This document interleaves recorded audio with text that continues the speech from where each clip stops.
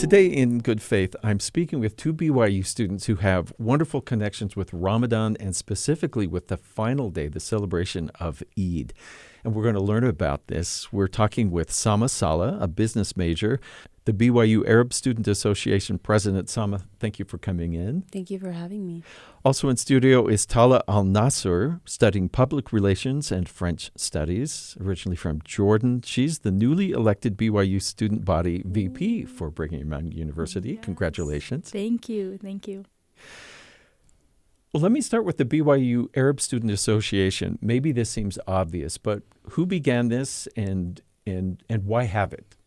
So it kind of like all started when my sister and I were just kind of sitting, and we really recognized that there was like a need for like the Arab students on campus to have representation, number one, and number two, for there to be a place where students can go to kind of learn about Arab culture and everything that has to do with it. But we were really inspired by our parents, who about, I don't know, over 10 years ago, actually definitely like more than 15 years ago, had the Arabic club on campus when my dad was getting his PhD and my mom was doing her master's. And they were, at the time, I think they were like the second wealthiest club on campus, second to the salsa club. So shout out salsa club. And so, yeah, we were like, what if we just did something like that again? So me and my sister started the Arab Student Association. We got Tala on board as well with us. And ever since then, this was October 2022. Yeah, 2022. And yeah, we got started. Actually, all of our events had like a lot of attendance, and Nice. We were really surprised, I guess, by that. But So we were it's very not happy. just the students who are Arab, North African, but students who want to learn. Yeah. So we welcome everyone. I mean, anyone that wants to learn about Arab culture, or just, I don't know, wants to have some shawarma, or anyone that wants to have henna drawn on their hand or whatever, like anyone who wants to learn a little bit more and kind of gain that like proximity with the Arab culture is more than welcome, and anyone just in general is more than welcome to come to our events. And that's kind of what it's for, because we recognize that there's not a lot of us on campus, so It'd be a hangout. It would literally just be like a group, us like hanging out like for fun. Is there a Facebook page or an official way to people can join or hear about events? Yeah, so on the club, BYU USA like club's website, you can join as like an official member if you're a student. But we also have an Instagram. It's byu.asa that, you know, we post all of our events on there. We also post like other clubs like events, and that's where we hope to like be more active there. It's just been a little difficult this past year, but I think that's kind of why we wanted to have it, is to create a space where, you know, we feel like our culture is being accurately represented. Yes. And people feel like there's authenticity in what they're interacting with, right? We do our best to be as authentic as possible to our culture, so that we're not like cheating anyone that wants to come for an authentic experience. Well, how great to make the effort to speak to you who know, and this is your life experience, rather than I'll find something on Wikipedia, which is bound to be 100% accurate. Yeah. So, Tala, I wonder, you as the first student body vice president who is Muslim, does your faith interact at all with what you hope to do in that position? Was that a motivating factor? Oh, yeah, for sure. Couple of things. I mean, I've been actually really grateful for, you know, after getting elected and working with some of the coordinators at BYU USA, because they've actually been really accommodating towards like Ramadan or like the 5 prayers that I have on the daily. They're planning activities for May, and like they've reached out to me and told me like, hey, would you mind telling us some of the times that you'll be praying in, so we know how to incorporate that into the schedule, which is something I honestly didn't expect, but I really, really appreciated. I'm glad to hear that. Yeah. And as far as why I ran, I think both my faith and my culture played a really big role, because Sarah's son, my running mate, when she reached out to me, it was around like October, November, and you know, everything that's going on in Palestine was happening at that time. Yes. And it was also a time where, you know, Arab students on campus had received a lot of backlash from either students, unprovoked, right? Individuals on campus, sometimes administrators, unfortunately, and using like racially coded language or whatever it is. And so to me, I think once I understood that me running was a lot bigger than just like me being in that position and all the things that I'd personally gained from being in that position, it became evidently clear that I had to do it for my community, right? Because after a lot of the interactions that we had in fall semester was really, really hard for us, really, really hard. And I think after that, you know, a lot of the times it felt like we weren't getting the institutional support that we would have liked to get. Even though, you know, we appreciate everyone who reached out to us, checking in and all of that. I think like how we're best supported is by allowing us to express our culture, our values, like hosting events or whatever it is. And it was more difficult kind of trying to navigate that because to some people, you know, it may seem like a complicated issue, even though to us it really wasn't. And so a large part of my decision was wanting to be a lot more proactive at my time at BYU and understanding that a lot of individuals either on this campus or off campus simply never had the opportunity to get proximate with Muslims or with Arabs. Yes. And I think that's what pushed me to want to run with Sarah, because I'm like, us being in that position is going to make us create spaces of proximity where people are going to ask questions, and by asking questions they feel more comfortable, right? And so yeah, it definitely did play a big role. Good. I would say. Well, I hope we can help amplify your voices even a teeny bit here by having you here and sharing. Of course, we're talking about Ramadan, so a 40-day fast. This is the holy month in Islam when now I'm going to try a phrase and you correct me. How about that? Okay. My understanding, this is the month when the Prophet Muhammad received what we know as the Quran. Yes. During this month, and that's why it's the holy month. Something I didn't know until just a few years ago is that unlike celebrations on the Western calendar, Ramadan can be at a different time. Yes. Tell me about that.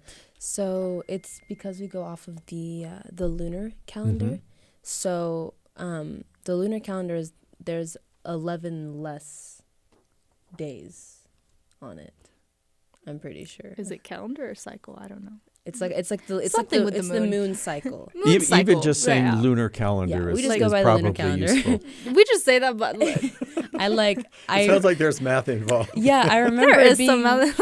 Yeah, I remember it being like explained to me like a couple years ago, but I forgot. But anyways, so we go by the lunar calendar, which means that it gets like each year Ramadan like moves backwards or forwards or whatever it is, 11 days. So for example, this year we started March 10th. March 10th. So next year it will either be February 29th or March 1st or 28th or March. Does that mean March 1st or 2nd? First. Anyways, beginning of March is when we would start because it's like 11 days previous to when this year started, and then so on and so forth. It's kind of fun because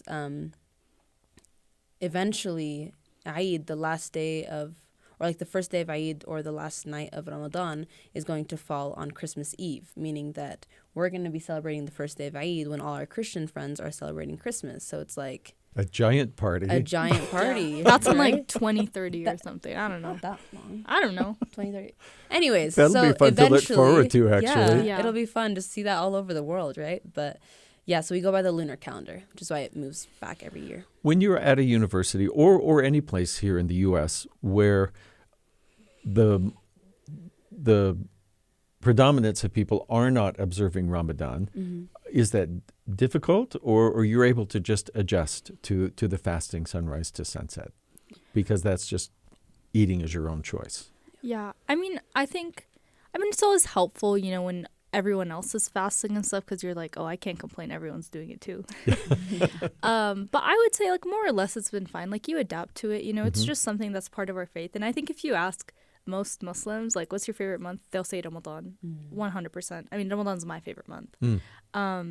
And it's been really interesting being at BYU and doing it, because a lot of our friends, especially at the Office of Belonging, have chosen to participate in Ramadan with us. So they fasted like half of Ramadan or a few weeks or whatever it is. And, you know, like, they don't have to do it, but it's comforting, and it's kind of endearing to know that they're participating in something that they know means a lot to you, even if it doesn't to them. And I think that's very special, and that's been something that I've really appreciated being here. Yeah. Like, BYU, I think, is an incredible institution because it provides this almost like interdisciplinary faith-based approach to success and to education. I think that's really cool.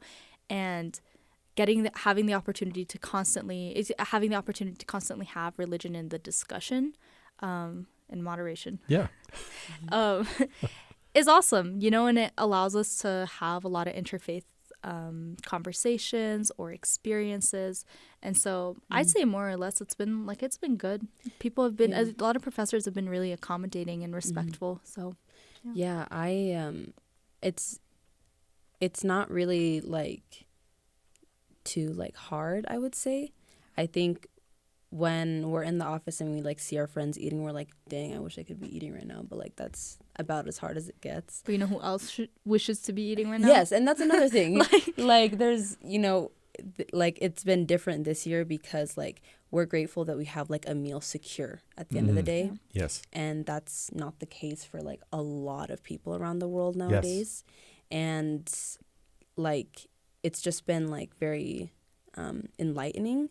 And I'm kind of sad to like see it end. Like this Ramadan, like normally it goes by pretty fast, but this Ramadan went by super, super fast. But like it's a spiritually cleansing month. Yeah. And it's meant to kind of, and Tala mentioned this in the article about like Ramadan in the Daily Universe by Rayhana Wilson.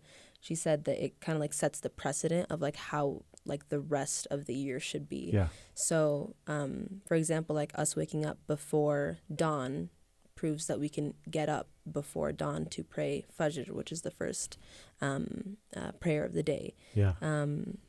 Fasting from gossiping or, I don't know, maybe swearing or just, it's more than just fasting from food, proves that you can go without. Interesting. So people might choose a personal thing for growth like that. Oh yeah, for sure. It's kind of similar to Lent in that way, in that like someone chooses like to give something up right for those 40 days, but like it's proof that like you can go without these things. You know, it's like, and is that part of why you said, Tala, that it's your favorite month? Is that part of that? Oh, for sure. Finish your thought, and then I'll I expand on that. No worries. And I think like, when you're giving something up for the sake of God and for the sake of like strengthening your relationship with God, like you see so many more blessings. Like you, like I don't know, like it was the beginning of Ramadan, and like I had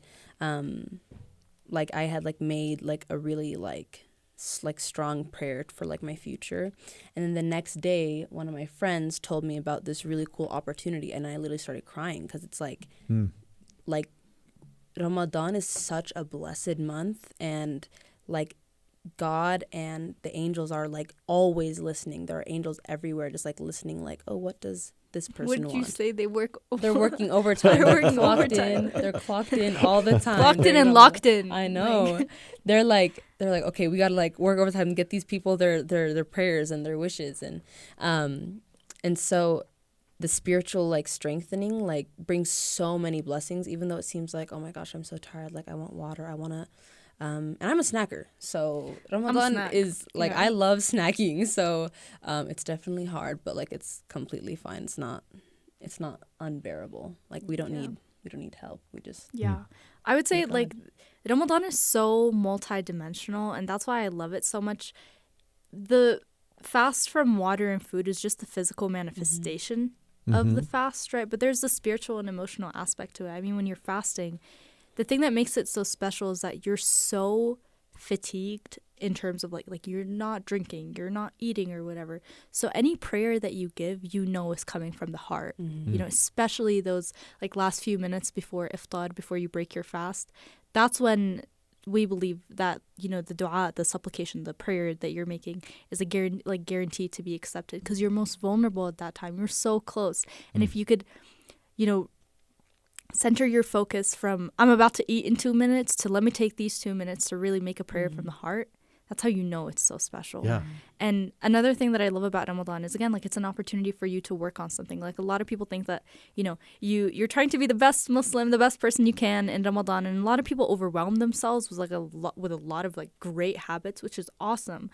But the point of Ramadan is not to move past it; it's to move forward with it. You know, so every Ramadan I try and pick something that I really want to work on. That way I'm not overwhelming myself, you know, but still being proactive and optimizing my time, fasting and stuff. So each Ramadan I try and pick something I really want to work at. And then after Ramadan, that becomes a habit. It's implemented in my life. Yeah. Thank you. The final day, which you hinted at already, Sama, is Eid al-Fitr, the breaking of the fast. Is that what that means? Yeah. That's not a day you celebrate by fasting. Yeah, it's actually forbidden to fast on that day. Yeah, you like So- haram. Yeah. So talk to me about what happens on that day and what it means. So we each like family, and I think each country and culture is a little bit different. So for me, I've only really spent like the bulk of all like the Eid al-Fitr that I've had in my life, like here in Utah. So we have like a routine where we go to the Eid prayers, which is where we just like pray and thank God for helping us get through the month with health and safely, and just hope that we can benefit as much as we can from it moving forward, and just like prayers to kind of like, you know, tie it all up, I guess. And those Eid prayers are like consistent with like in Islam, just like as a whole, like that's not cultural. That's like Islamic. That's Islamic, where we all like pray morning Eid morning prayers, and then we will go to brunch with like all of our family friends, and then we go home, we take a nap, and then we wake up again, and then go to someone else's house for like tea and cookies and herbal tea. Yes. But yeah, I mean, and then like I think it's this way for like I think a lot of Islamic cultures where parents or aunts and uncles will give like the children like something called aidiyah, which is like money. So the older you get, the more money you get, which is really great. But then I think me and Tala are reaching an age where it's like, do we receive it or do we start giving it now?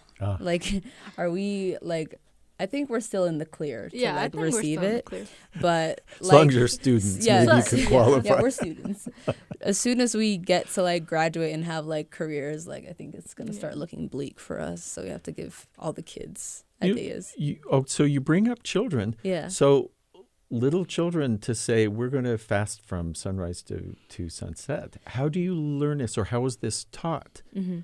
Maybe you can just share in your families. How did you learn to do that? Do you do a little at a time, or how does it work? Yeah, so in the LDS church, there's the age of accountability, which I think is 8, if I'm not mistaken. In Islam, it's not like a certain age, but it's like when you hit puberty is when like you're more like held accountable for your actions. And so leading up to that point, I think parents don't force, for the most part, they don't like force their kids to fast and stuff. But when you're a kid and you see everyone around you, like all the people you look up to fasting, you want to participate in it. And at least when I grew up, and I think it's something that's common amongst like a lot of Arab children, there's this thing called Somt al-Asfura, which is like the fast of the bird, where they just fast until like 12 p.m. and then they can eat whatever they want afterwards. And so when I was younger, I was committed to doing Ramadan. So I've been fasting ever since I was in first grade. Wow. Before dawn to sunset. I always loved it because I spent the bulk of like Ramadans in Jordan with my family, like with my extended family and stuff. And so all my cousins are fasting, like I'm fasting. It's something that we go through together. And even though I knew, like before, you know, like it's fine if I didn't, or if I fasted like the fast of the birdie or something, I'd be fine. It was just fun to do it as a community and to be able to all break your fast together as a family, and like your grandma shouting at you to come and sit down, and we're watching Avatar: The Last Airbender, and it's just great. Like Ramadan, I have the best memories of Ramadan growing up. So yeah, and for like little kids, like normally parents will tell them like, okay, like as the closer they get to that like age of puberty, like if they haven't already like been fasting, okay, like you'll fast until midday, and then in 2 years you'll fast until like 3, and then eventually like once they hit puberty they'll start going until sunset. But we have it's a build up, and that could be a different amount of time depending on the time of year, because of course the sun rises and sets depending where you live. I'm not telling you anything you don't already know. The summer is for you, because you were here in Utah, right? Fasting it. In Egypt, I think the sunset, or like back home, the sunset isn't as, or like in the summer isn't as late. It's like 7:30. Closer to the equator. Right. Yeah. And but here it was like 9:30. Oh my goodness. And that's when I started fasting. And I literally, I was like, okay, it's fine. Like, you're like shaking. Like, come on. And it's summer, and it's summer, so you're sitting around, you're not doing anything. So it's not like you have things to hot. like. It's hot, and I'm like, okay, well, this is hot. I'm sure hell is hotter. Like I can do this. I can do this. It's fine. Like it's for God. Alhamdulillah, like, always. Yeah, like if I'm not doing this for anyone but God, and that's the best reason to do something. Yeah. You mentioned some of it would be Islam worldwide. Other things might be cultural. Last year, our team was in Turkey. Oh, wow. During the last days of Ramadan and Eid. We went for the morning prayers at the Suleymaniye Mosque. Beautiful place. There were 2 things I want to ask about.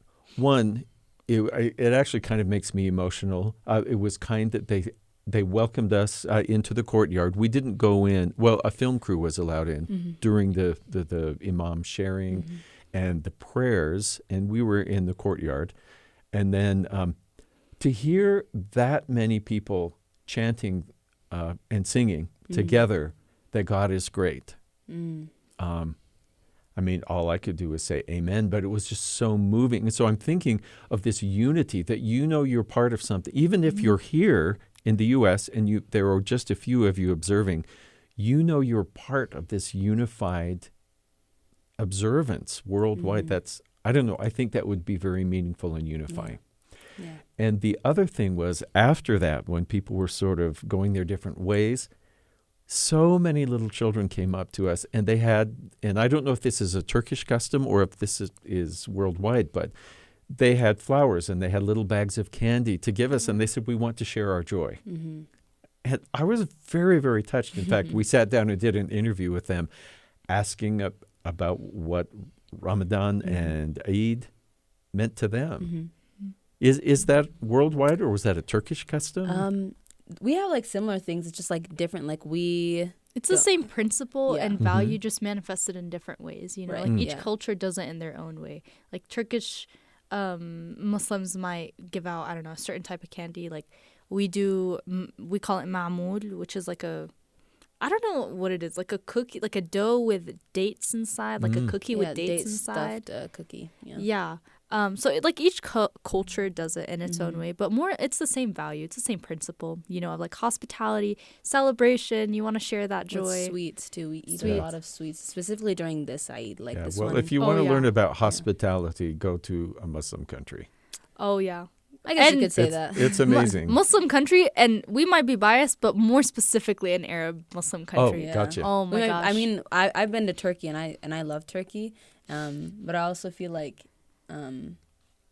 there's no like comparison. Like we just have more experience like in our countries. I don't want anyone to think that like we're more hospitable. No, I'm sure everyone is super hospitable. All Muslims are super hospitable, but with us, like we've taken friends to our countries, and like everyone, like it's just a different feeling when we're there, and especially during Eid. Like so there's 2 Eids, Eid al-Fitr, the one that we're coming up on now, and Eid al-Adha, which is the Eid of sacrifice, which is when Abraham was going to sacrifice his son, but then God replaced it with a lamb. Anyways, and so Eid it feels very different because, like you said, we're part of something bigger, but Ramadan and Eid here, there's like this feeling on like the night before Ramadan where it's like, wow, like all the Muslims around the world are like getting ready to fast tomorrow, and it feels very like surreal. I think this year though was a little different and harder. Yeah. This was the third annual Ramadan iftar that you held. Yes. Here on campus. So that's the breaking of the fast at the end. And you just invited people on campus or the community, or tell me about that. What that was like, or were you headed somewhere else with that? Oh, I was just like continuing about the thought about like being some part of something bigger and just like a worldwide thing. Just like to add on to that before I answer your next question. I think like I said before, like we are hungry all day, and it's something that like I feel like, I don't know, speaking for myself at least, I really took for granted in past Ramadans, where I'm like, oh my gosh, I can't wait to eat. And it had never occurred to me that there are people in the world that don't have like, oh my gosh, I've been fasting only until this point, and then I'm going to eat, I'm going to feast, I'm going to drink all this water, I'm going to stuff my mouth with food. And some people don't have that luxury at all. In fact, it's so far from them.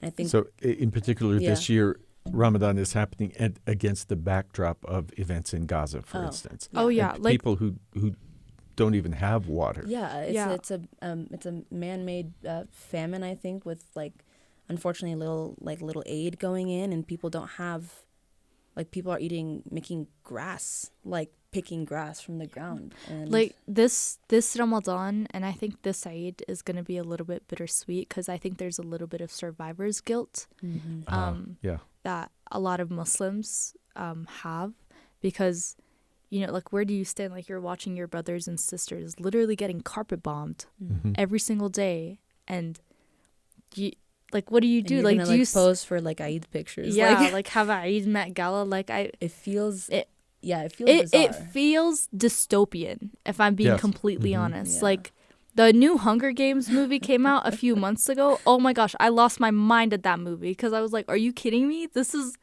like a social commentary, you know? And we were like in the theaters going like, do people see what, like, are people understanding what they're seeing right now? Yeah. So there's definitely a bit of survivor's guilt.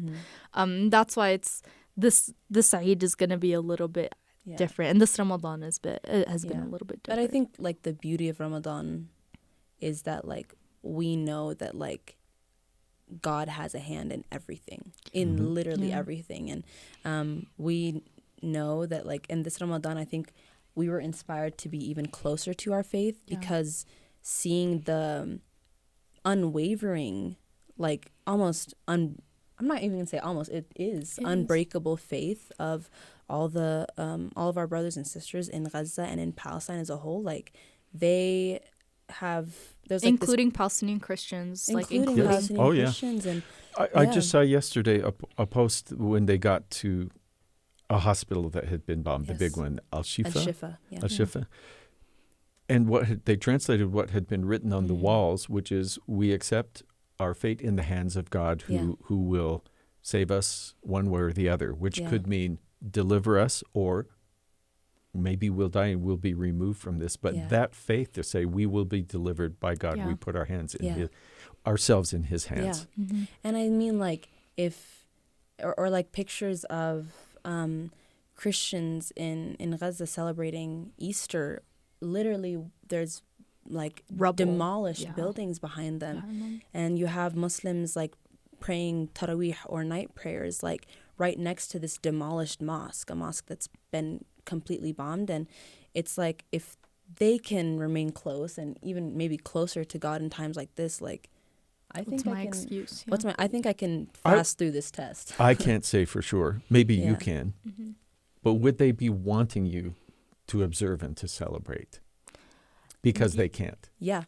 That's the craziest part, is that they would want us to. Like, there's this video of this girl. She's her name's Bisan. She posts about like, she's kind of like a journalist, and she takes videos and reports on a lot of what happens. And she tells us, she said, don't like joy and being happy is not like a betrayal to us. Like, we love life. We love life, and we would never want to guilt someone. And obviously we still feel guilty, but we, like she said, we would never want to guilt someone to thinking that they can't celebrate Eid. Just don't forget us. You know what I mean? Yeah. Oh, I love that. Celebrate, but please don't forget us. Yeah, because that's, you know, don't forget that we're still here and we're suffering, and like, don't forget about us. And I mean, we believe that, like, I know me and Tala at least, like joy and being happy and celebrating who we are and parts of our identity is something that like is so integral to Arab culture and who we are, because it's something that can never be taken away from us. Like, you have, that's like the last thing, our faith, our belief. Yeah, it's that like something you can't like take, and that's why that's what gives it strength. It's like you take all the clothes off our back, you take everything. You destroy the material things, but it's like faith is one thing you can't touch. You know, it's faith. You know, so, you have it. Yeah, and that joy, like, of us celebrating, like, Eid al-Fitr is essentially us like celebrating that we got through this holy month, and we did as best as we could to get closer to God. So we're gonna be happy. We're gonna be I would say like joyful that grateful. Yeah. We say that whenever anyone asks us how we're doing, we just say we're grateful. We're gonna be very grateful that we have the ability and the capacity to be happy. Like, we have the ability and the space to be happy. You know what I mean? Like in Islam, you know, when someone passes away, you mourn for 3 days, and after those 3 days, it's like, even Prophet like Muhammad sallallahu alaihi wasallam, peace be upon him, like, he says, like, not move on, but like move forward. You know what I mean? Like, you could like remember them and stuff, but you also have your life. Like, you still be happy, still be able to celebrate the little things and stuff. And she talked about this idea of like being grateful. In Arabic, typically when someone asks you, how are you doing, or anything like that, a lot of Arabs, like Christians or Jews who are Arabs, or like Muslims, whoever it is, typically they say alhamdulillah, which just means praise be to God, like everything is going well. And my grandma, before she passed away, Allah yarhamha, she rest in peace, she would always tell me, you know, she'd ask me, like, how are you doing? And I'd be like, yeah, like, I'm good. And she'd like slap me on the shoulder and be like, say alhamdulillah, always. And after she'd passed away, with everything going on in Gaza too, I just remember when people would ask me, like, how are you doing? Like, I'd say alhamdulillah, because like, I may not be feeling the best right now, but like, life's going good. You know, like, I'm doing well in this life. I really am. Yeah, I have a house to sleep in. I have my academics. I really am doing well. I'm not feeling the best, but like, I'm doing well, you know? And having that perspective has really made me become a lot more transparent with how I feel. When someone asks me, how are you doing? I'm like, I'm doing well. Like, and I mean it wholeheartedly. Yeah. So that's something I think Ramadan has made us feel even more like, wow, like, we are really good. Like, it's like 1 minute before like sunset, and I'm getting my like food ready, and I'm like, okay. And I was like, that was so easy. Yeah. I didn't have to go to like an airdrop place to pick up my food. Yes. I just like could take it out of the fridge. Extra gratitude. Right, yeah. So that's kind of what Ramadan is about. So it's a teeny thing. But if I have friends, and I do, who are observing Ramadan, I've heard people say Ramadan Mubarak. Yes. Is that the appropriate thing to say? Yeah, Ramadan Mubarak, Ramadan Kareem. That one. And what does that mean? Just a happy Ramadan, or a blessed Ramadan? Yeah, Kareem means like, gentle, generous. Nice. Yeah, so Ramadan Kareem is like, Ramadan is generous. Like, And I've been saying Eid because I'm American, but you're saying Eid? Eid. It's like it's a guttural. It's like Eid. Okay, I'll work on it. Yeah, you got it. What would I say? And that's coming up, I believe, is it April 10th, I think? It's 10th or 11th, depending on the moon. Depending Okay. on the moon. Yeah. Okay. Literally. And what do you say to people that day? You say Eid Mubarak. So Yeah. the same as Ramadan Mubarak, but Eid Mubarak. Or in Jordan, we say like Yinad alayna wa alaykum, which means like, may Eid be like blessed upon you and Peace. I don't know, Oh, Yinad, like maybe celebrate or maybe Eid. May it be like may we all celebrate pretty much. May we all celebrate, yeah. Let's all celebrate. Nice, nice. Yeah. But yeah, Eid Mubarak is pretty much like, Yeah, Eid That's all I would Mubarak say. is a standard. Yeah. It's good. We talk so much about faith here because this is all tied to faith. right? Yeah. And you don't have to answer, but I want to ask, in case you'd like to, can you put your finger on why you believe? Mm. I mean, that's something each of Ooh. us in our own, like, why do I, is it because I was Yeah. taught? Is it because of experiences? Is it something I feel? That's a good question. That's a really good Yeah. question. And we are going to answer it because we love answering all questions. But let me think. I can go first. If you want. You can go first. Yeah. Okay. Let me think about my answer. I think for two reasons. The first one was an experience that I had in France during my study abroad, where we went to Jardin à Giverny, which was like Monet's garden. Yes. And I wrote an essay. I was so inspired there that I just wrote an essay about how I think nature is the greatest evidence of God's existence. And initially what I was talking about is how, you go to different cultures and a lot of the times values are depicted through nature. Mm. And though you could argue about what type of tree it might be, you both agree that it's a tree. Like that's standard, objective truth.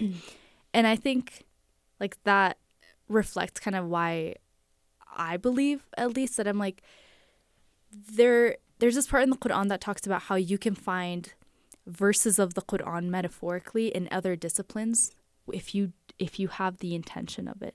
You know what I mean? Where it's like you study any discipline thoroughly and you'll find truth of whatever, of like Islam in this case. And once I heard that khutbah, that talk, I started seeing it a lot more. And I was like, wow, like anytime I'm in class or whatever it is, I'm constantly thinking of how does this apply to my faith? How does it not apply to my faith? What's the difference, And I think it's really cool. And I also think the other half of it is like if you're an atheist, like that's like the highest form of privilege. I'm sorry, but do you really think this is as good as it gets? Like, I don't know. maybe you do. That's great. I mean, if you're an atheist, like that's all. I love talking to my friends who have different faiths or who are agnostic or atheist or whatever it is. But like, really, you think this is as good as it gets? We hope. It gets a lot. We hope that it gets a lot better, because I try to be, for the most part, optimistic about things, and I just know, like, I see what's going on in Gaza, for example, and I'm like, there is no way this is gonna be it. Like, that's it. There's no way. There's absolutely no way. It's too awful. It really is. And like, there's no way people just get away with things with impunity and stuff. There is accountability. Everything in life is balanced, right? Like in the Quran, anytime day is talked about, night is talked about. Mercy, justice, right? It's an equilibrium. And that's how I take it, with if there's good, there's also bad, or like whatever it is. And the way that I see it, I think my religion professor put it really nicely, where he said, God gave us the book, knowledge of the book, and the agency to choose. And I just think that's really beautiful. Like, I see that pattern replicated in so many different parts of society, where it's like the law, for example. We have the law, knowledge of the law, or the ability to understand it, and then the agency to choose whether you want to exercise it or not. So you see these like different patterns that exist in religion, or when we talk about religion, and how they apply to different disciplines, or how they're like a social commentary on life and stuff. And to me, that's just like, that's proof enough for me. Like, there's a verse in the Quran that talks about how it's not the eyes that are blind, but the hearts. And it's beautiful. It's like, you open your heart to it. How is logic and your heart in tune? You know, it's not like one or the other. It's not brains over heart or heart over brain or whatever it is. It's the fact that they're in tune together. And yeah, it's just like stuff like that. And also like biologically, like you're wired to believe in something bigger than you. Like that's like neuroscience. Like we're talking neuroscience. I'm not even a neuroscience major, God, whether it's just believing in something higher than you. I don't care. Like you can believe in humanity and love and God and whatever it is, but like biologically speaking, like you are wired to believe in something bigger than you. And that just happened, like for me in my case, happens to be Islam, and it happens to be God. Thank you, Tala. Yeah, I think so growing up in a predominantly Christian environment is very interesting because you have to kind of rediscover your faith for yourself. So you grow up, and I grew up obviously in a Muslim household.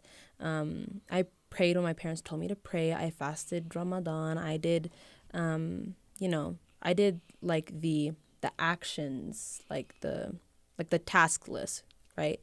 And then eventually I found myself, I think it was like my junior year of high school. I didn't find myself in a place spiritually that I wanted to be. And it was like a very, very, very dark time in my life. And I don't know what it, like something like literally like just at that point I was old enough for my parents to like not tell me to go pray. Like they're like, we're not going to keep like telling you to pray. Like you're going to pray because that's what you're supposed to do, but we're not going to keep like reminding you because you're old now. You're not a child anymore. And so at that point, I had not been keeping up with my prayers as much as I should have. But I was in my room. It was nighttime, and I was just feeling very like a very heavy weight on not even my like shoulders or my back. It was just like on my soul. Like my soul felt heavy. And it was like muscle memory, like something like clicked, and I just got up and prayed, like the Aisha, which is the night prayer, like the prayer after like the sun has completely set.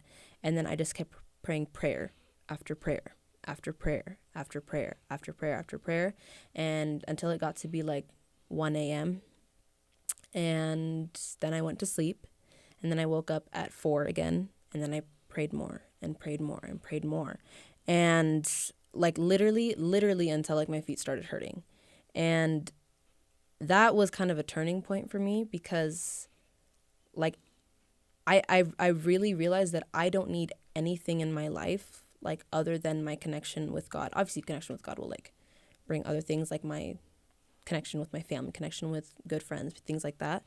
But it was a turning point, and I found like rediscovered and refound Islam for myself.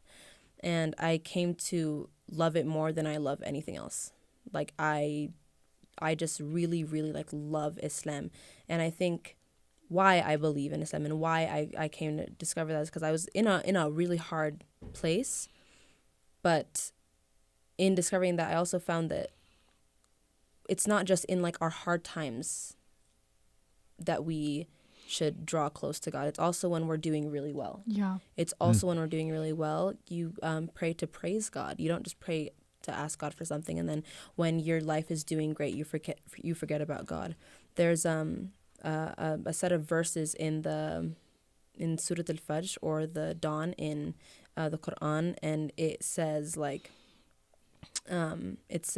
so if like your Lord gave you blessings and bounty, you say like, oh, my God is so generous, and then your life is going to be great. But the second that your God doesn't like provide you with what you prayed for, you say that your God has forsaken you and that he has forgotten you. And I think understanding that is like understanding that just because God doesn't immediately give you what you want, just because your life is in shambles, or just because there's oppression in the world, doesn't mean that God has forsaken anyone. Yeah, innama al-usri yusra, fa innama al-usri yusra. Surely with hardship comes ease. Indeed, surely. with hardship comes ease. It's reiterated. It's pressed. It's one of the only verses in the Quran that's like reiterated verbatim. Like innama al-usri yusra, innama al-usri yusra. Like as an affirmation, like from God. Like he's saying like hardship always comes with ease, always. And it does, like, believe in that, like, trust that with every single hardship, there will be ease to make up for it. And there's like another part in the Quran that talks about how, you know, and what was it? If like they ask you where I am, like tell them like I am near. I don't remember the ayah, like but that's like pretty much the translation, yeah. And it's the only verse in the Quran where God is speaking like directly, like in first person. In first person, like I am tell near. Them I am near, not like we, because typically like that's how like he like talks. Yeah, like tell them that, you know, like God is near. Yeah. But this one is like I am near. Speaking directly to the believer. To the reader, to the person who's reading it. Yeah. I think that's like reading the Quran and understanding it, and understanding that there are signs in the Quran that, like Tala said, there is equilibrium in everything. And I'm going to tie back to Palestine because we can't stop talking about it. But anyways, I know that this like isn't the end, and I know that people that have there's no way this is the end. There's I feel like there's like I know that there's a God, and I know that there will be justice because I know that there's a God, and I know that God is merciful and God is just. He is both of those things at the same time. That's kind of something that us as humans, we can't comprehend how someone can be both merciful and just, but that's because God is outside of our realm of like comprehension. Like we understand like qualities and traits that like describe him. But anyways, and even when you think about like all the world crises, like slavery, like the people that perpetuated slavery, I have to believe that they're going to be held accountable, or else I'm going to go insane. The people that perpetuated the Holocaust, those people have to be held accountable, not just in this life, because there's no justice like God's justice. Like I have to believe that, or I will go insane. I have to believe that. I've often felt that in order to, that you really have, that you find out that you believe when you're able to put something into God's hands and trust that God will care for it. Exactly. Because if you didn't really believe, it would be like, I can't do this because I have I'm to dropping take care it. Right. Yeah. And like if I were to pass away or anything, and I don't know, like I found out, Islam wasn't the right, like I don't know, the churches, right? I would have been like, you know what? I'd still be like I lived a good life. I'm content.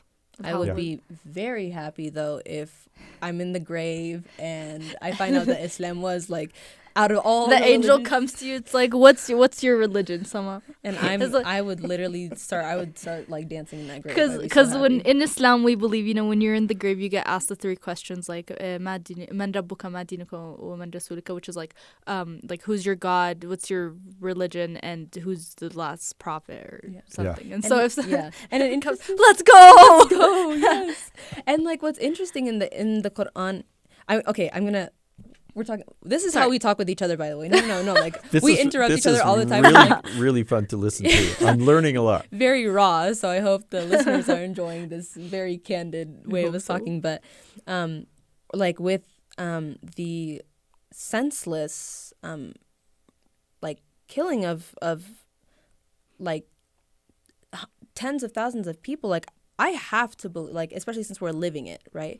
I have to believe that God is going to serve justice to these people. I have to believe that all those children who were killed are in heaven laughing. I have to believe that. And I have to believe that one day their parents are going to join them there. I have to, because I would literally go insane. Like, I have to believe that because I have to believe that for everyone. You know what I mean? I believe that for them. It keeps me steadfast on the faith, and it keeps me patient. Keeps me focused, and it hopeful. And I know that I have to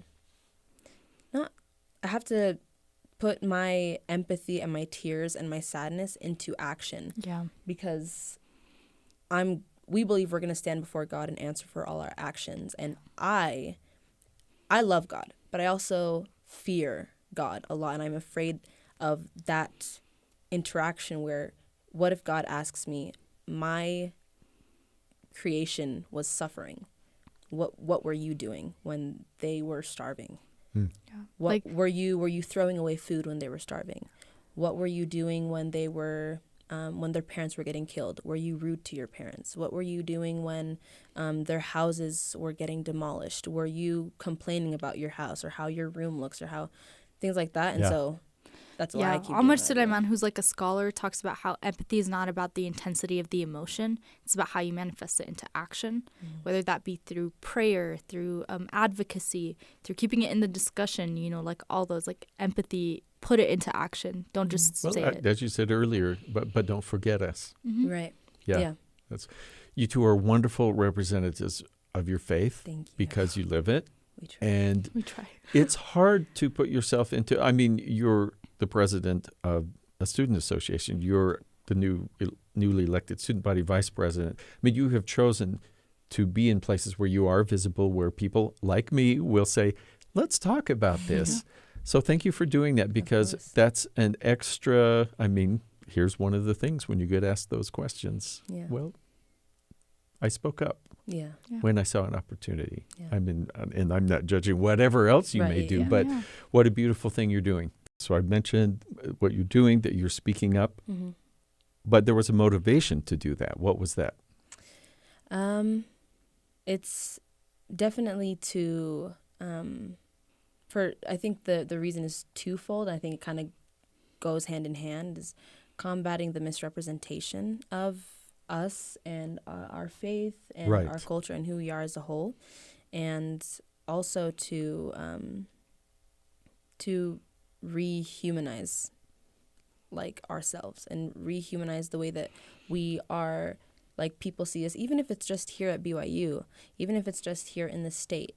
I mean, for years, like there's been like the stereotype of like the violent, barbaric terrorist Muslim, and that image that's like and that stereotype that's perpetuated in the media is drawing from 0.000000001% of the population.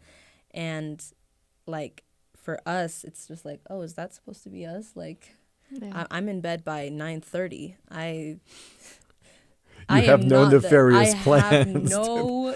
There is nothing up here except for, oh my gosh, my humanities assignment is due tonight. Like that's literally, so I'm like, is that us? Anyways.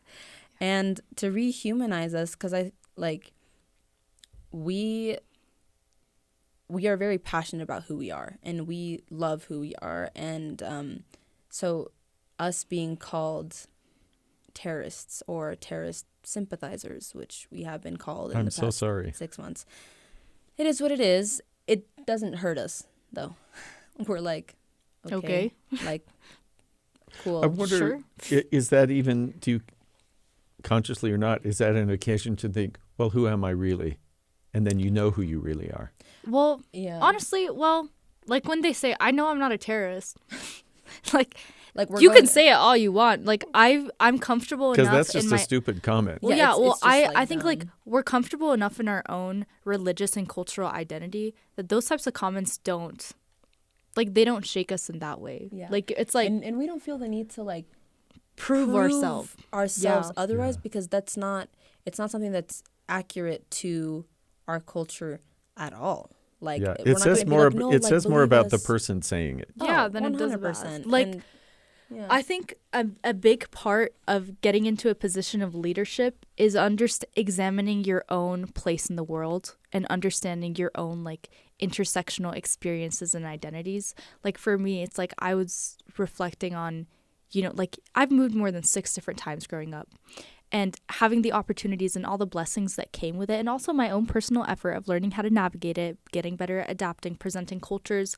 to cultures that may not know anything about it, et cetera, has put me in a position where it's like, okay, I have all these opportunities, I have all these blessings.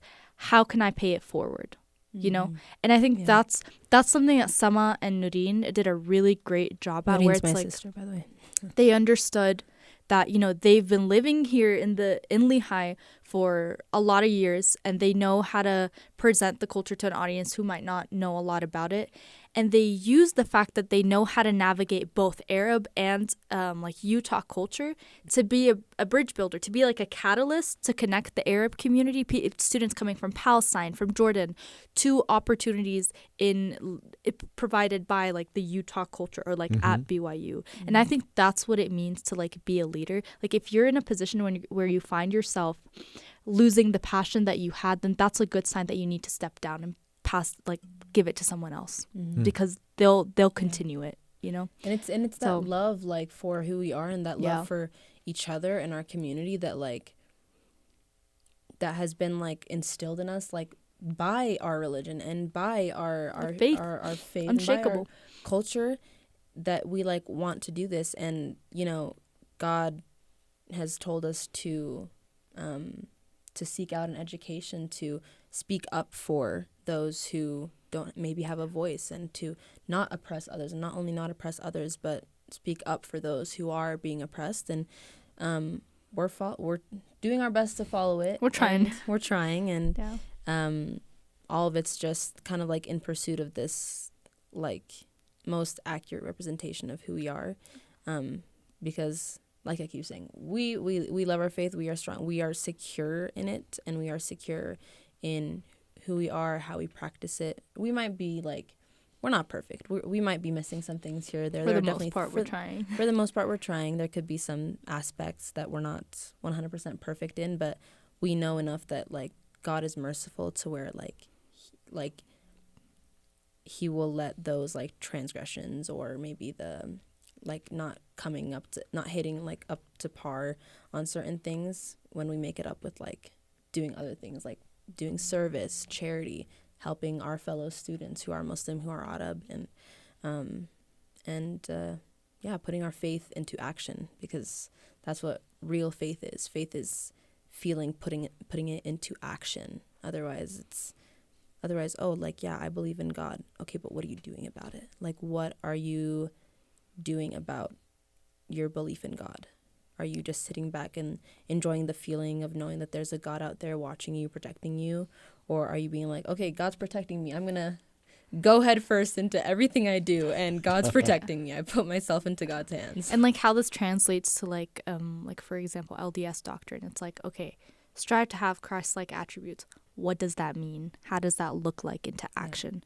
Or, you know, the general conference talk where it's like, think celestial. Like, okay, how are you acting celestial though? Yeah, it's not like I will now sit here and be Christ-like. Yeah. Like Jesus Christ also like sat like on chairs and just like, but like also he was doing things, going out with the people, right? But yeah, that idea was like talked about with like my religion like professor. He was saying that like faith is action, and that's kind of like what inspired me. And I think that's applicable to all religions and faith backgrounds. But we do our best to be actionable so that we can make.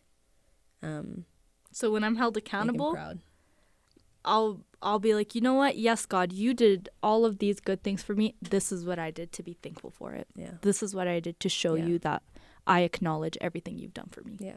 We're thankful for the food you give us, because we are, I don't know, maybe donating to people that don't have food. Yeah. We're thankful for the money that you have given us so generously. So we're going to donate, because we don't need all of it. We're going to pay it forward. Yeah. I'm speaking with Salah, the BYU Arab Student Association president, and Tala Alnasser, newly elected BYU Student Body vice president. And ostensibly, we were focused on Eid, but we've covered a gamut of like very, very important subjects. And Ramadan Mubarak. Thank you. Eid Mubarak. Allah Barik Feek. Thank you. Allah Barik Feek just means may God bless you, like just returning it. Yeah. But thank you so much for having us. We love our faith, and we really are happy that we had this opportunity to talk about it and share a little piece of why we love it with everyone listening. Yeah. Thank you. Thank you. Good.